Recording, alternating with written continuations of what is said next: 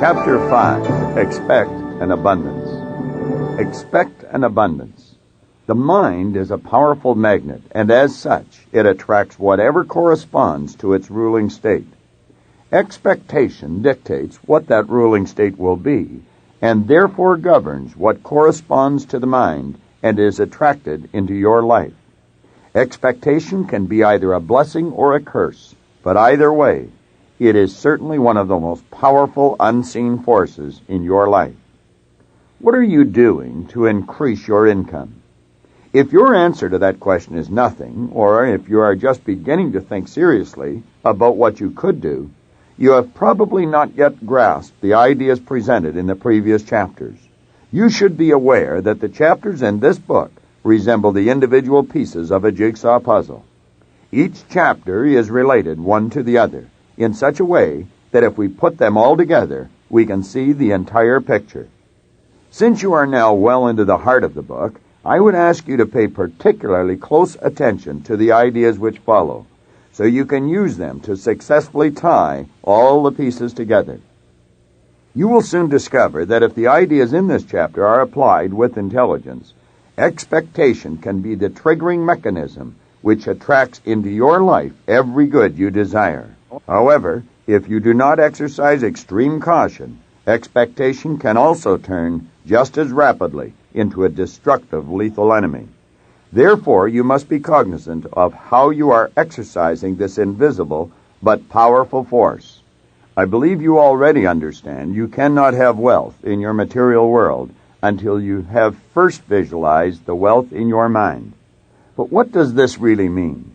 It means that before any of us can even begin to overcome the poverty which surrounds us in our external world, we must first conquer the impoverishment that is buried deep within ourselves. In the preceding pages, I explained how prosperity, properly understood, is simply the inward awareness of the opulence, wholeness, and completeness that abounds within the spiritual realm. In other words, it is impossible to feel poor when you are conscious of being enveloped in the protective care of a loving God, universal spirit, or whatever else you may wish to call the spiritual center of our universe. Let me repeat, there never is and there never has been any lack of supply other than that which we have created for ourselves because of our own limited awareness. The light bulb tale. The following story should help underscore this great truth about your infinite source of supply. Visualize, if you will, a poor couple who have spent their entire lives living in the backwaters of civilization. Then imagine them suddenly transported to a small village where, to their astonishment, they discover that their new home is being lighted by electricity. Since they have had no previous experience with that force, in fact, they have never even seen an electric light before, they are completely mesmerized by the little 8-candle power electric bulbs which light their home. Several months pass by, and eventually the couple start to regard the light bulbs as an accepted facet of modern life. However, one day, a smooth-talking salesman appears at their door, telling them their 8-candle power electric bulbs are no longer adequate for their needs. He tells them they should buy the new 60-candle powered bulbs, which have just come on the market. Since the couple has now become slightly more adventuresome, they agree to let the salesman demonstrate his newfangled product. As soon as the new bulb is plugged in and the electricity turned on, the couple becomes transfixed once again. For not only does the new bulb emit a light, it actually illuminates the entire room. Never in their wildest fantasies had the couple ever imagined that the source of the new flood of illumination had been there all the time. Nor had they realized this enormously increased light could originate from the same current which fed their little 8-candle bulb. It's strange. We smile at the naivete demonstrated by this poor couple, but the truth is, most of us are even less aware of our own power than this couple was of the power of the electric current. For, like the couple in the story, we never even dreamed that the infinite current which surrounds us could flood our lives with a light more magnificent than the most powerful light bulb ever devised. We never grasped the simple truth that all we need to do to improve our results is to plug a larger, more prosperous idea into the infinite current of life. Instead, most of us strangle our supply with energy-impoverished thoughts of doubt and fear, which entirely cut off the inflow of prosperity. I want to exhort you, therefore, to resolve to change your habitual pattern of thinking now. That's right, change it now. And remember, the stream of plenty always flows towards the open, expectant mind. You must understand you already have in substance, if not in physical form, everything necessary to produce prosperity in your material world. The two determining factors for you to attain the results you want are 1, desire, and 2, expectation. You might have been living, up to this point, the way the masses live their entire lives, simply because you are harboring the false assumption that desire is the only thing which you need to reach your goal.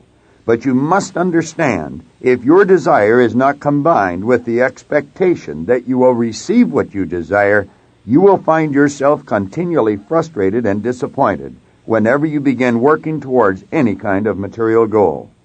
When you cast your mind back over the experiences of your own life, you will soon realize that whenever you did reach a desired goal, you not only desired that goal, but you actually expected to attain it as well. Let me repeat. Desire without expectation is nothing more than wishful thinking.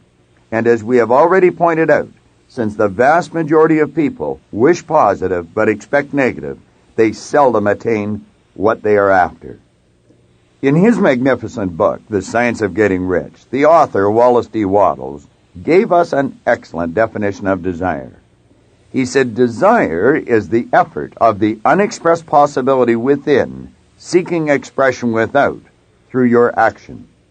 In other words, your ideal, dream, or goal, this wealth you wish to see materialize, can only become a desire once it has been properly planted in universal creative intelligence, more commonly referred to as the subconscious mind.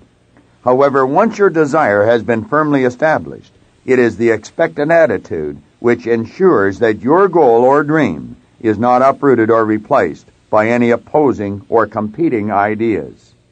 In an effort to help you kindle this expectant attitude towards real wealth, let us journey together through some of the preceding chapters in this book.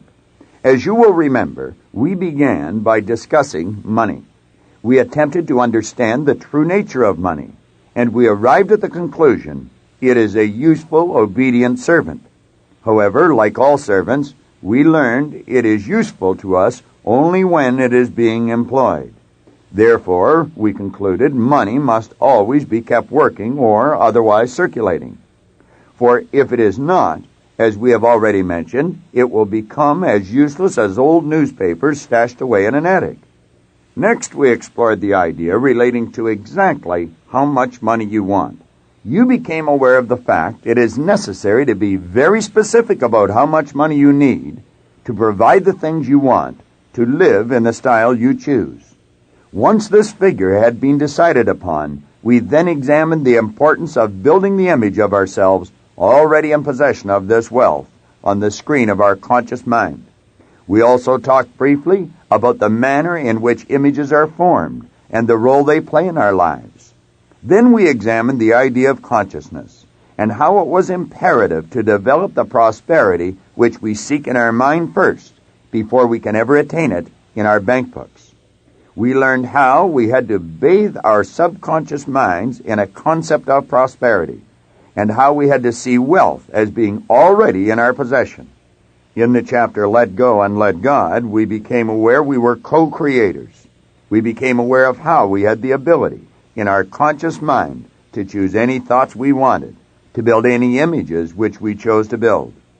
We then learned how we could turn that image over to our subconscious mind, the spiritual center of our being, and that part of us which takes any idea or image we give to it, then willingly accepts it and instantly begins to move it into physical form in our world.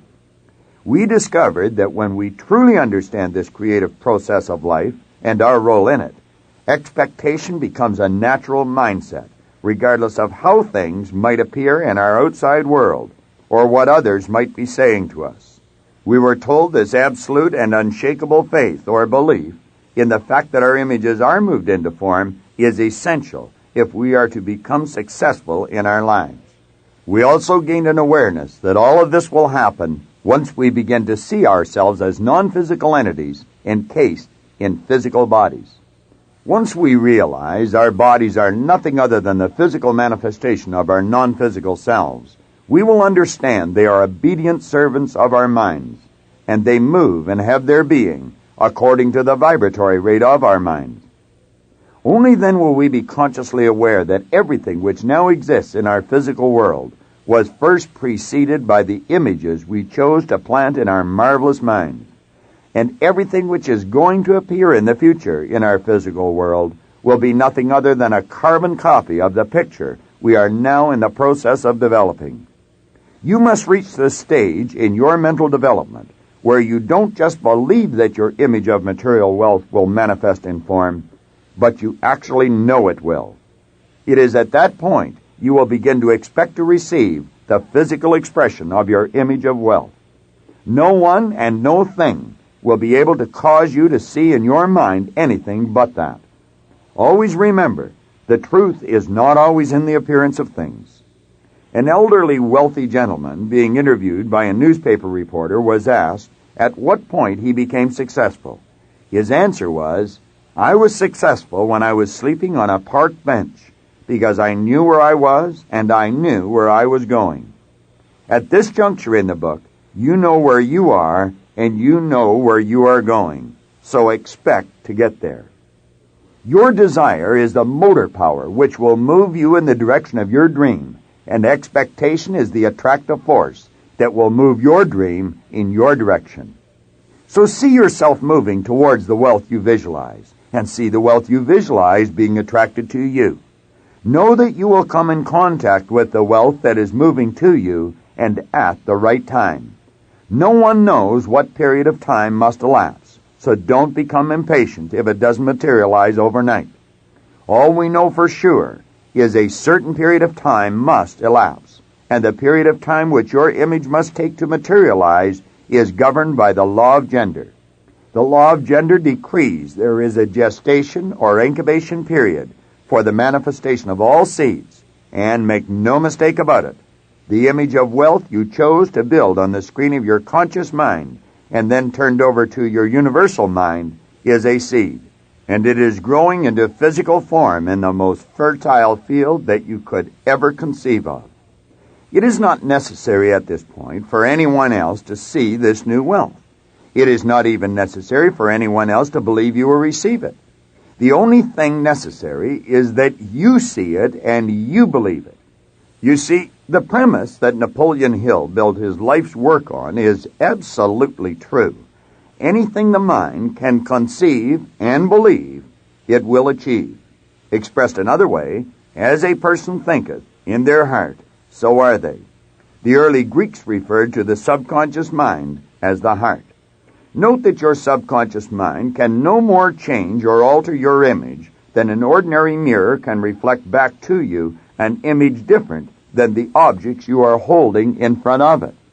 But remember, as you think, so are you, does not mean as you tell people you think, or as you would wish the world to believe you think. It means your innermost thoughts, which only you control, know the truth. That is what you expect, so that is what you attract, and that is what you will ultimately receive. Through studying the power of your subconscious mind, or studying in depth the power or modus operandi of spirit, it will become easier and easier for you to come to expect the good you desire. For all things are possible in spirit, because in its original state, spirit is a sensitive, unseen, creative substance, whose sole purpose is expansion and fuller expression. In other words, growth. However, spirit or creative substance can only reproduce, expand, and express itself in a greater way in accordance with the limitation placed upon the instrument through which it expresses itself. Since spirit is flowing to and through you, you are the instrument. Therefore, The image or the ideas you hold in your mind dictate the limits which are placed on the spiritual power flowing to and through you. In this respect, you may be compared to the light bulb the elderly couple had in their home. You are an instrument through which spirit flows, just as a light bulb is an instrument through which electricity flows. When the old couple plugged in the 8-candle-powered bulbs, the electricity was limited in its expression by the power of the bulb. However, when the salesman plugged in the 60-candle-powered bulb, the electricity was free to express itself to a greater degree. And yet, even then, it was limited by the form through which it flowed, namely the new bulb. A 100-candle-powered bulb would have permitted an even greater expression, and so on and so on. Therefore, if you held an image of poverty, that is what you will have seen expressed in your results, or your material world. However, since you are now holding an image of prosperity, that is the image which you will see expressed in your material world. The non-physical creative substance, which is spirit, flows to and through the seed, and expresses itself in its polar opposite, physical form. As we have discussed on previous pages, the modus operandi of spirit is law, and of course, the law of attraction is a cause, and growth or expansion is the effect. So keep visualizing yourself as a perfectly endowed spiritual instrument, without limitations of any kind. For if you do, you will find it easy, in fact natural, to expect the good you desire. You will understand that doubt simply obstructs the unfoldment of your desire. So when you continually originate images of doubt, you know you will never see the materialization of the image you desire. Only the reproductive creative spirit of life knows what you think, until your thoughts become physical facts and materialize in your body or your affairs. Then everyone with whom you come in contact may know, because the intelligent energy rewards you openly by reproducing your thoughts in physical form. As a man thinketh, as you think, that is what you become, should be kept in the forefront of our mind constantly. For when you expect something wonderful to happen, that is watching and praying without ceasing. At those times when we are not feeling quite up to par physically, or our mind is becoming clouded with doubt, we should realize it is time to pray with all the more conviction, or work at developing a stronger feeling of expectation. You must guard your mind constantly against doubt, because it is a crippling vibration. Whereas most of the preceding pages have been dedicated to the power of positive thoughts, namely the building of the image of prosperity, doubt is the flip side of the coin, or negative thinking. And when you are entertaining doubts, what you are actually doing is creating images of the things you don't want. Moreover, justifying your doubt to yourself by originating reasons for it, or rationalizing, will do you absolutely no good. For you cannot strike a bargain with your subconscious mind, because the subconscious has no sense of fairness, no sense of humor, and it cannot even determine what is good or what is bad for you. Every image just is to the subconscious mind. Therefore, your negative, worrisome, doubtful images will be accepted just as quickly and as willingly as will your images of prosperity. The instant you become aware you are entertaining thoughts which create doubt, become quiet. Start relaxing and image yourself already in possession of the prosperity you desire. When you do this, you are altering the mental current which is flowing into your marvelous mind. Expect with all your consciousness to receive your good in your material world. You think in secret, and it comes to pass. Environment is but your looking glass. James Allen wrote those words 3/4 of a century ago, but they are still true today, and they will always remain true in the future. So program your personal computer to expect good results, and that is exactly what you will receive. Pat and John's story. As I was writing these lines, I received a telephone call from a beautiful couple, Pat and John, whom I would definitely number among my close friends. They called to tell me they were moving into their new home the following Tuesday, and I was elated to hear this delightful news. You see, less than 2 months earlier, I spent approximately 5 hours talking with them about the image-making concept and the awesome power of the expectant attitude. During the course of the conversation, I asked John what he wanted more than anything else in the world. And after a long period of silence, he looked me squarely in the eye and said, "I would like Pat, Tony, Pat's daughter, and me to be in a house of our own by Christmas. And I would like my son to spend Christmas Day with us." Although John's son lives with his mother, he and John have a very warm relationship. I then asked him why he didn't just go out and make his dream become a reality. He replied he couldn't, because he lacked the money to do so. I then had the audacity to remind John that all things are possible for those who believe, and therefore he definitely could make his dream come true. Perhaps he just didn't know how to go about doing it. The three of us then spent about an hour discussing the kind of house they wanted, until we all had a very clear image of their dream home etched upon the screens of our minds. We talked about expectation, and I explained to them that many good things would begin to happen for them the instant they began to expect to be in the house for Christmas. Sure enough, the first thing that happened to them, once this new attitude permeated their consciousness, was that both their minds moved over to the how-to side of the ledger. New ideas began to flow like water, and questions came forth in rapid succession. How much would a house like this cost? How much would they have to put down? Where would they find such a house? To get answers to their questions, they needed the expertise of a real estate agent. So I suggested John call Natalie Kaufman, a lady I know who is a real estate professional, and to tell her of his dream. He should ask her what he would need in the way of finances to make his dream or image become a reality. Finally, I told him he would have to get busy focusing all of his conscious attention on earning the amount of money he would need to achieve his goal, and he would have to actually expect to earn whatever the amount was, and in the allotted time. Surprisingly, it turned out that the amount of money they required was far less than the figure they had previously thought it would be.